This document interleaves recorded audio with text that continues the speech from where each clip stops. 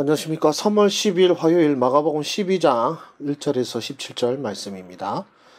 예수께서 비유로 그들에게 말씀하시되 한 사람이 포도를 만들어 산 울타리로 두르고 집자는 틀을 만들고 망대를 지어서 농부들에게 새로 주고 타국에 갔더니 때가 이르매 농부들에게 포도원 소출 얼마를 받으려고 한 종을 보내니 그들이 종을 잡아 심히 때리고 거저 보내었거늘 다시 다른 종을 보내니 그의 머리에 상처를 내고 능욕하였거늘 또 다른 종을 보내니 그들이 그를 죽이고 또 그 외 많은 종들도 더러는 때리고 더러는 죽인지라. 이제 한 사람이 남았으니 곧 그가 사랑하는 아들이라. 최후로 이를 보내며 이르되 내 아들은 존대하리라 하였더니 그 농부들이 서로 말하되 이는 상속자니 자 죽이자. 그러면 그 유산이 우리의 것이 되리라 하고 이에 잡아 죽여 포도원 밖에 내 던졌느니라. 포도원 주인이 어떻게 하겠느냐. 와서 그 농부들을 진멸하고 포도원을 다른 사람들에게 주리라. 너희가 성전에 건축자들이 버린들이 모퉁이의 머릿돌이 되었나니 이것은 주로 말미암아 된 것이요 우리 노래 놀랍도다 함을 읽어보지도 못하였느냐 하시니라. 그들이 예수의 이 비유가 자기들을 가리켜 말씀하신 줄 알고 잡고자 하되 무리를 두려워하여 예수를 두고 가니라. 그들이 예수의 말씀을 책잡으려 하여 바리새인과 헤롯단 중에서 사람을 보내며 와서 이르되 선생님이여 우리가 아노니 당신은 참되시고 아무도 꺼리는 일이 없으시니 이는 사람을 외모로 보지 않고 오직 진리로서 하나님의 도를 가르치심이니이다. 가이사에게 세금을 바치는 것이 옳으니까 옳지 아니하니까 우리가 바치리까 말리까 한데 예수께서 그 외식함을 아시고 이르시되 어찌하여 나를 시험하느냐. 데나리온 하나를 가져다가 내게 보이라 하시니 가져왔거늘 예수께서 이르시되 이 형상과 이 글이 누구의 것이냐. 이르되 가이사의 것이니라. 이 예수께서 이르시되 가이사의 것은 가이사에게 하나님의 것은 하나님께 바치라 하시니 그들이 예수께 대하여 매우 놀랍게 여기더라. 아멘. 오늘 말씀 묵상하면서 설명하는 게 더 좋을 것 같아서요. 따로 해설 장면은 넣지 않았습니다. 잠깐 정지하시고 그래도 여러분 한번 묵상해 보시고 또 그 묵상하는 가운데 우리 성령께서 은혜를 주실 것을 믿으며 계속해서 이 묵상하는 것을 도전해 보셨으면 좋겠어요. 그래서 제가 하는 것도 어쩌면 도움이 될 수도 있을 거고 하겠지만 그러나 제가 한 묵상은 또 제가 받은 은혜니까요. 또 여러분들에게 주시는 은혜가 있지 않을까 생각이 돼요. 그래서 여러분들이 어쩌면 저가 없어도 그런 이 말씀의 은혜를 받기를 바라는 마음입니다. 그래서 잠깐 정지하시고 묵상 들어가도록 하겠습니다. 묵상 잘 마치셨습니까? 말씀을 나누도록 하겠습니다. 하나 설명을 덧붙이자면 우리 날마다 주님과 우리 고신교단에서는 이제 장년들은 복 있는 사람, 그리고 우리 그다음에 청년들, 대학생, 그리고 중고생들은 이제 날마다 주님과 이렇게 하는데요. 이 본문들이 다 이제 같이 됩니다. 어른들 큐티랑 우리 청년들 큐티, 그리고 SFC, 그리고 주일학교까지 큐티 본문이 동일하게 주어지고요. 그리고 8년을 기준으로 성경 일독이 되도록 되어 있습니다. 그래서 이 묵상을 매일 빠짐없이 8년간 하면은 성경 전체를 한번 딱 묵상한다고 보시면 되겠습니다. 그래서 제가 지금 2월부터 이제 마가복음 시작했는데 이제 8년 후 1월이면 이제 모든 성경을 다 살펴본다라는 것을 아시고 여러분들도 한번 8년 한번 작정해서 이 묵상에 도전해 보시는 것은 어떨지 저에게도 참 의미 있는 도전이 될 것 같습니다. 그러면 묵상 나누도록 하겠습니다. 우리 하나님 예수님은 어떤 분이십니까? 영접받아야 할 유대인 지도자들에게 도리어 버림받고 죽임당하실 분이시죠. 지금 이 비유는 예수님께서 처음 말씀하신 이 비유는 이 농부들이 그 아들을 죽이지 않습니까? 사실 상식적인 내용은 아닙니다. 그러나 예수께서 이 말씀하신 것은 이 이야기가 말이 되기 때문이 아니고 정말로 이 유대인 지도자들이 어떤 자들인가, 이 유대인들이 어떤 사람인가들을 보여주기 위함이고, 정말로 그들은 이 말도 안 되는 이 비유이지 않습니까? 이 내용이 농부들이 주인이 종을 보내면 그 종을 때리고 혹은 잡아 죽이고 하고, 그리고 아들을 보내니까 아들을 죽이면 포도원이 자기 것이 될 것이라고 생각하는데 사실 그게 말이 안 되는 이야기잖아요. 이 비유 자체가 어느 바보 같은 농부가 그런 생각하는지 모르겠는데 지금 유대인 지도자에 딱 그렇다는 거죠. 하나님 보실 때는요. 그래서 지금 하나님께서 보내신 그 우리 주님을, 그 아들이신 예수님을 가장 먼저 영접하고 가장 먼저 알아봐야 될 유대인 지도자들, 종교 지도자들이 도리어 예수님을 버리고 예수님을 죽이려 하고 있습니다. 그리고 실제로 그렇게 벌어지게 되는 것이죠. 그래서 우리 하나님은 어떤 분이십니까? 할 때 정말 영접받아야 할 자들에게 영접받지 못하고 도리어 버림받고 죽임당하신 분이십니다. 그리고 그러면 또 우리 하나님은 어떤 분이십니까? 그 아들을 멸시하는 자들을 어떻게 하십니까? 진멸하십니다. 그 종들을 보내시고도 우리 주님은 얼마나 참으로 인자하신지 내 아들은 이들이 존중하리라. 아들만, 그러니까 어쩌면 유대인들을 향한 하나님의 마지막 기대였는지도 모르겠어요. 이들이 이렇게 계속해서 나를 배반하고 나를 떠났지만 그러나 내 아들만큼은 이들이 받아주지 않을까. 어쩌면 마음속에 이렇게 생각하실지도 모르겠어요. 너 제발 너희들이 이 아들만큼은 외면하지 말아라. 이 아들을 외면하면 너희들은 이제 끝이다 라는 마음으로 어쩌면 간절하고 조마조마한 마음으로 보내셨을지도 모르겠습니다. 그러나 유대인 지도자들은 예수님을 멸시하고 그분을 죽였습니다. 예. 그리고 우리 하나님께서는 어떻게 하십니까? 바로 그 아들을 멸시하는 자들을 진멸하십니다. 그 종을 보내시고도 듣지 않고 이제는 아들까지 보내셨음에도 듣지 않고 영접하지 않는 자들은 반드시 진멸하신다고 말씀하십니다. 그리고 또 우리 주님은 어떤 분이십니까? 사실 이제 세금 문제, 가이사에게 세금을 바치냐 하는 이 문제 속에서 놀랍도록 지혜로운 답을 주시는 분이시죠. 사실 이 가이사에게 세금을 바치는 문제는 예수님이 갈릴리 혹은 나사렛 분이시지 않습니까? 갈릴리 사람들과 나사렛 사람들은 로마 황제에게 세금을 바치지 않기 때문에 이 문제에 대해서 고민할 일도 없고 생각할 일도 없었습니다. 이제 예루살렘에 사는 유대인들이 가이사에게 세금을 바쳤거든요. 어째 보면 예수님 입장에서는 이제 인간적인 면에서 전혀 생각지도 않았고 전혀 고민하지도 않았고 전혀 경험하지도 않았던 문제에 대해서 갑작스럽게 질문을 받으신 거예요. 그러니까 뭐 늘 이제 가이사에게 세금을 내면서 이거는 불공평한데 이건 좀 아닌데 뭐 이런 생각 갖고 있다가 질문을 받는 그런 게 아니고 전혀 세금을 내신 적도 없는 그분이 가이사에게 갑자기 이 두 파, 바리새파들과 헤롯당 서로 다른 견해를 갖고 있습니다. 바리새파는 세금 내면 안 된다. 헤롯파는 세금 내야 된다. 뭐 이런 식으로 저는 정반대 의견을 가진 사람들이 와서 예수님을 시험을 빠뜨리게 하려고 질문을 하는데 우리 주님께서는 놀랍도록 지혜로운 답을 주시는 분이셨습니다.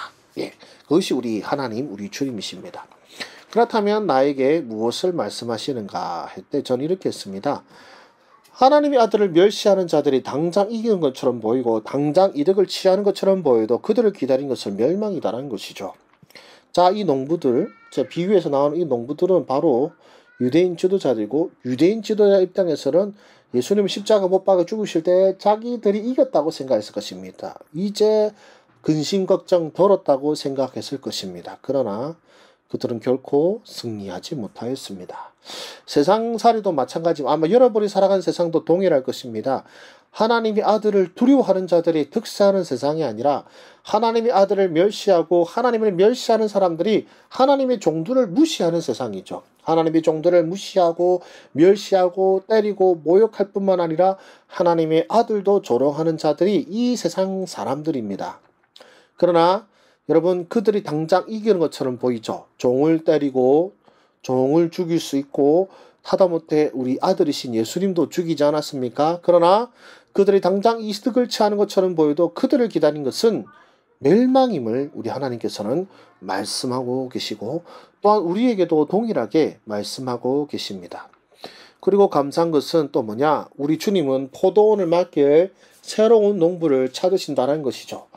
하나님께서는 분명 유대인들에게 첫 이스라엘 사람들에게 이 교회를 맡기셨습니다. 이제 구약에 또 성경에 보면은 이제 교회라는 말도 나오거든요. 광야 교회 이런 말이요. 그러나 그들은 교회로서의 그들의 역할을 감당하지 않았습니다. 게다가 하나님께서 보내시는 종들을 핍박하고 죽였고 그리고 하나님의 아들마저도 죽인 자들이었습니다. 그러나 우리 주님께서는 그들을 진멸하셨죠. 그리고 그 진멸함으로써 끝나는 것이 아니라 또한 이 포도원을 맡길 다른 사람을 또한 찾고 계십니다. 다른 사람을 찾아서 그 포도원을 맡기신다라고 우리 성경은 말씀하고 있거든요. 포도원을 다른 사람에게 주시리라. 예, 지금도 주님께서는 바로 하나님 앞에 합당한 열매와 소출을 바칠, 그리고 그 아들을 경외하고 아들에게 복종할 농부를 찾고 계십니다. 주님의 포도원을 맡길 그 주님의 그 풍성한 포도원. 주님의 포도원 어떤 포도원입니까? 바로 1절에 보시면은요, 예수님께서 비유로 그들에게 말씀하시되 한 사람이 포도원을 만들어 산울타리로 두르고 즙자는 틀을 만들고 망대를 지어서 농부들에게 새로 주고 타오게 하더니, 포도원을 완벽하게 준비하신 분이신 것입니다. 완벽하게 준비하시고 그것을 누군가에게 맡기기를 원하시는 분이시죠. 자, 그것이 저와 여러분 되기를 바라고 소망합니다. 그리고 또 나에게 무엇을 말씀하시는가? 제도나 법이 문제가 아니고 내 마음이 문제이다. 이 말이 그냥 이것만 들으면 도대체 뭔 말인가 싶으시겠죠? 이제 가이사에게 세금을 바치는 문제입니다. 우리 주님께서 이제 이 바리새인들과 그리고 헤롯 왕이 질문한 것은 어떤 제도의 문제를 지적한 거죠. 가이사에게 세금을 바치는 게 옳냐 그러냐 이런 문제로, 제도의 문제로 주님 앞에 내놓았다면 주님의 답은 무엇입니까?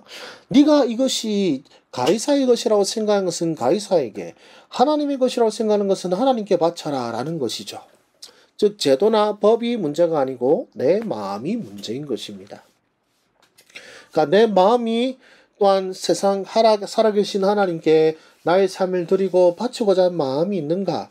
또한 이 험난한 세상 속에서도 정부와 제도를 따르면서 성실하게 세금을 납부하면서 또한 살아계신 하나님을 경외하며 살아갈 수 있는가라는, 내 마음의 문제라는 것이죠. 여러분, 이 11조나 이런 것도 다 동일한 문제인 것 같습니다. 헌금 문제라든지 헌신의 문제들, 지금 이래 이 핑계 저 핑계 하기도 하고 여러 가지 갖가지 이유로 되고 있지만, 솔직히 우리 생각할 때 우리 마음이 문제지 않습니까?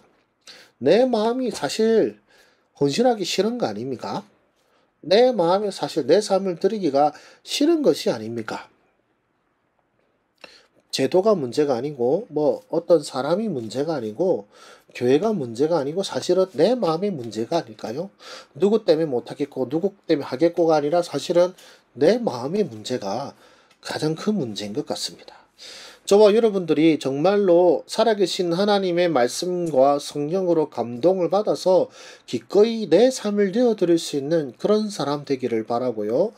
또한 하나님께서 공급해 주시는 힘을 받아서 또한 주께서 주신 그 권세에도 순종하면서 살아가는 우리의 삶이 되기를 바라고 소망합니다.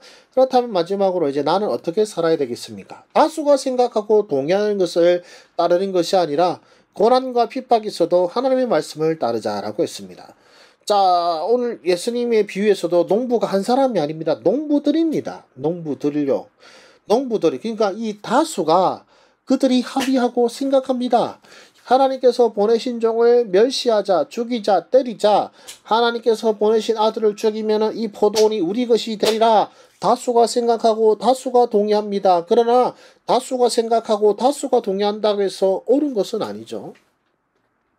무엇이 옳습니까? 하나님의 말씀이 옳습니다. 하나님께서 보내신 그 아들과 그리고 그의 종의 말씀을 듣고 순종하는 것이 옳은 길입니다. 다수가 합의하였다고 해서 옳은 것이 되는 것이 아닙니다. 자, 이 농부들은 새를 들어서 사는 사람들입니다. 포도원의 주인이 아닙니다.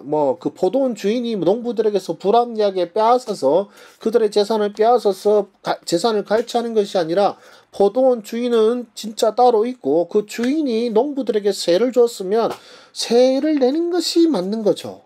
다수가 그 세를 내는 것이 싫고 세를 내는 것이 합당하지 않다고 해서 그것이 옳은 것이 되는 것은 아닙니다. 마찬가지로 참으로 우리가 하나님의 말씀을 따라서 가는 길에 고난과 핍박이 있습니다. 다수가 맞지 않다고 할 거고 어쩌면 믿는 사람은 소수일 것입니다. 다수가 오히려 믿는 자의 길을 어리석다라고 말하고 믿는 사람의 그 어떤 그 방식과 삶의 방식들을 조롱할 뿐만 아니라 때리기도 하고 멸시하기도 하고 심지어 죽이기까지 합니다. 그러나 우리는 무엇이 옳습니까? 하나님의 말씀이 옳습니다. 그래서 고난과 핍박이 있어도 우리 주의 말씀에 귀 기울이고 주님 앞에 합당한 열매를 내어드리는 저와 여러분들이 되었으면 좋겠습니다. 그리고요, 마지막으로 아들을 죽인 자들이 종은 얼마나 하찮게 생각할까? 나의 고난을 이상타 여기지 말고 주님의 고난에 동참하자 했습니다. 여러분, 이 농부들 어떤 자들입니까? 주님께서 보내신 종들도 멸시할 뿐만 아니라 그분의 아들조차도 멸시하고 죽이고 버린 자들입니다. 세상이 그렇습니다. 예. 지금 이 농부들 주인이 누군지 알 법한 자들이지 않습니까? 그럼에도 불구하고 그 아들을 죽이고자 하는 사람들이 이 농부들이라면 세상은 얼마나 하나님을 모를까요? 세상은 우리 주님을 얼마나 하찮게 생각합니까? 우리 예수님도 하찮게 생각하는데 그 예수님의 종인 우리들은 얼마나 하찮게 생각할까요? 얼마나 무시할까요? 그렇게 여러분, 우리가 겪는 고난을 이상타 여기지 마시고 도리어 이 주님의 고난 가운데 견뎌내고 이겨내면 이제 이 농부들을 진멸하실 우리 주님께서 오실 것입니다. 그들을 진멸하시고 우리에게 그분의 포도원을 맡기실 것이고, 우리가 옳다, 우리가 선하다, 수고하였도다, 착하고 충성된 조가 내가 많은 것을 너희에게 맡기리라 하신 그 주님의 음성을 들을 수 있는 우리 저와 여러분 되시기를 주의 이름으로 축원합니다. 좀 길었기 때문에 그냥 이대로 마치도록 하겠습니다. 수고하셨습니다. 감사합니다.